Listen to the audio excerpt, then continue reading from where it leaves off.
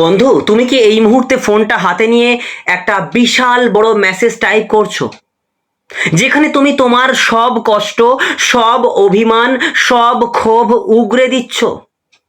তুমি ভাবছো এই মেসেজটা পড়লে ও ঠিক বুঝতে পারবে যে তুমি কতটা কষ্ট পাচ্ছ, তাই না? এই কথাগুলো শুনলে ওর মনটা ঠিক গলে যাবে। যদি তুমি এমনটা করে থাকো তবে এখনই ব্যাক স্পেস চেপে পুরো মেসেজটা ডিলিট করো, একদম মুছে ফেলো। এই কথাটা হয়তো তুমি মানতে চাইবে না, কিন্তু এটাই চরম সত্য। তুমি তোমার চোখের জল দিয়ে, তোমার আবেগ দিয়ে যে লম্বা মেসেজটা লিখছো, সেটা ওর কাছে একটা সস্তা জোকস বা খাবারের কাগজের সাধারণ বিজ্ঞাপনের চেয়ে বেশি কিছু নয়। তুমি যত বেশি কথা বলছো, তুমি যত বেশি নিজেকে বোঝানোর চেষ্টা করছো, তুমি আসলে নিজের সম্মানটাকে তত বেশি ওর পায়ের তলায় পিষে ফেলছো। একবার ভেবে দেখো তো, তুমি তো গত কয়েক মাস ধরে কেঁদে কেঁদেই ওকে বোঝাচ্ছ, তাই না? লাভ কি হয়েছে? ও কি তোমার চোখের জলের দাম দিয়েছে? উল্টে ও আরো বেশি অহংকারী হয়েছে, আরো বেশি অবহেলা করেছে। কারণ ও খুব ভালো করেই জানে ও তোমাকে যতই কষ্ট দিক, তুমি ঠিক চিৎকার করবে, কাঁদবে, আর দিন শেষে ওর পায়েই পড়ে থাকবে। বলো বন্ধু, আমি কি ভুল বলছি? বন্ধু, আজ আমি তোমার তোমার জীবনটাকে বদলে দেওয়ার জন্য আমি এমন কিছু কথা তোমাকে বলবো, যদি তুমি মেনে চলতে পারো, আমি গ্যারেন্টি দিচ্ছি, 100% গ্যারেন্টি দিচ্ছি, তোমার জীবনটা বদলে যাবে।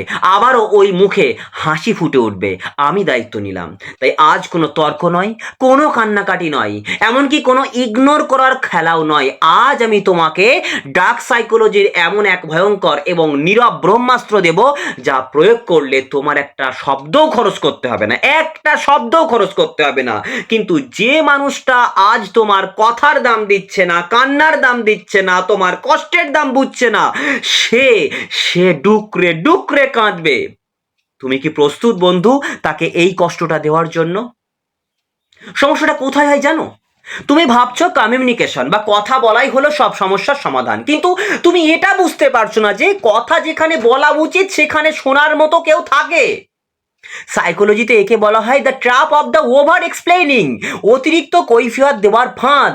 তুমি যখন কাউকে বোঝাতে যাও যে তুমি কতটা কষ্ট পাচ্ছ, তুমি আসলে তাকে তোমার রিমোট কন্ট্রোলটা দিয়ে দাও, তুমি তাকে বুঝিয়ে দাও যে তোমার আচরণ আমাকে ধ্বংস করে দিচ্ছে। আর ম্যানিপুলেটিভ মানুষরা এটাই চায়, তারা তোমার চিৎকার শুনে মানসিক শান্তি পায়। তারা বোঝে যে তুমি পুরোপুরি তাদের হাতের মুঠোয়। তাহলে কি করতে হবে তোমাকে? এবার সোজা সমাধানে আসছি। অনেক বলেছো, অনেক বুঝিয়েছো, তাই না? অনেকটা বলেছো, অনেক বুঝিয়েছো। এবার তোমার কথা বলার কোটা শেষ হয়ে গেছে, ব্যাস, আর কিচ্ছু বলার দরকার নেই। এবার ওকে মানসিকভাবে চরম শাস্তি দেওয়ার জন্য আজ এবং এখন থেকে এই 3টি সাইকোলজিক্যাল ব্রহ্মাস্ত্র প্রয়োগ করতেই হবে তোমাকে। প্রথমত, মানুষ অভ্যাসের দাস। ও খুব ভালো করে জানে যে ও ফোন না করলে তুমি 10 বার কল করবে কিংবা ছটফট করবে ফোনটা আসার জন্য। ও মেসেজ সিন না করলে তুমি আরো 5টা মেসেজ করবে।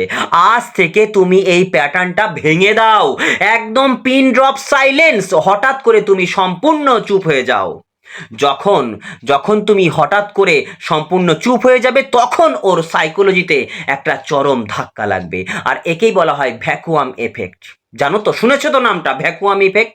মানুষের মস্তিষ্ক শূন্যতা বা নীরবতা সহ্য করতে পারে না।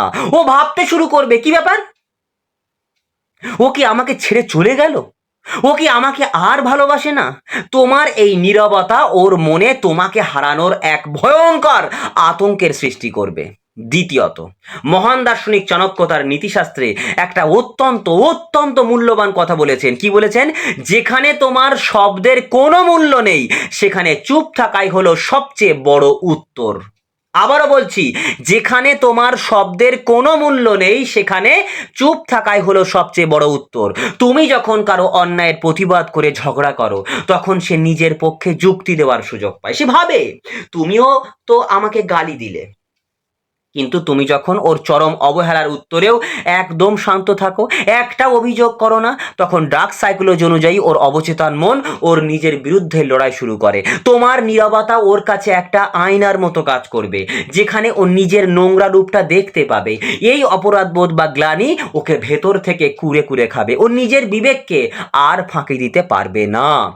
তৃতীয়ত, স্টোইক দার্শনিক সেনেকা তিনি বলেছিলেন, সবচেয়ে বড় শক্তি হলো নিজের আবেগকে নিয়ন্ত্রণ করতে পারা।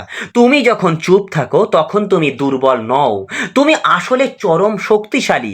যখন ও দেখবে তুমি আর ওর অবহেলায় রিয়াক্ট করছো না, তুমি নিজের জীবন, নিজের পড়াশোনা বা কাজের প্রতি শান্তভাবে ফোকাস করছো, তখন ওর ইগো ভেঙে চুরমার হয়ে যাবে। মানুষ সেই জিনিসকেই ভয় পায় যাকে সে বুঝতে পারে না। তোমার নীরবতা তোমাকে এক চরম রহস্যময় মানুষে পরিণত করবে। ও পাগলের মতো খুঁজে বেড়াবে তোমার মনের ভেতরের কথা জানার জন্য, কিন্তু তুমি ওকে সেই সুযোগটা আর দেবে না। বন্ধু, তুমি কোনো সস্তা রেডিও নও যে কেউ সুইচ টিপলেই তুমি বাজতে শুরু করবে। তোমার কথার, তোমার ইমোশনের একটা বিশাল দাম আছে। যে মানুষটা তোমার সেই দাম বোঝে না, তাকে আজ থেকে তোমার মহামূল্যবান শব্দগুলো উপহার দেওয়া বন্ধ করো। শব্দ দিয়ে তুমি কেবল তর্কে জিততে পারো, কিন্তু নীরবতা দিয়ে তুমি মানুষের অহংকার ভেঙে গুঁড়িয়ে দিতে পারো। আজ থেকে নিজের চোখের জলটা মোছো, সোজা হয়ে দাঁড়াও, কোনো অভিযোগ নয়, কোনো কৈফিয়াত নয়, শুধু চুপ হয়ে যাও। দেখো, যে মানুষটা আজ তোমাকে কাঁদিয়েছে, কাল সে নিজের কৃতকর্মের জন্য তোমার নীরবতার কাছে ডুকরে ডুকরে কাঁদবে।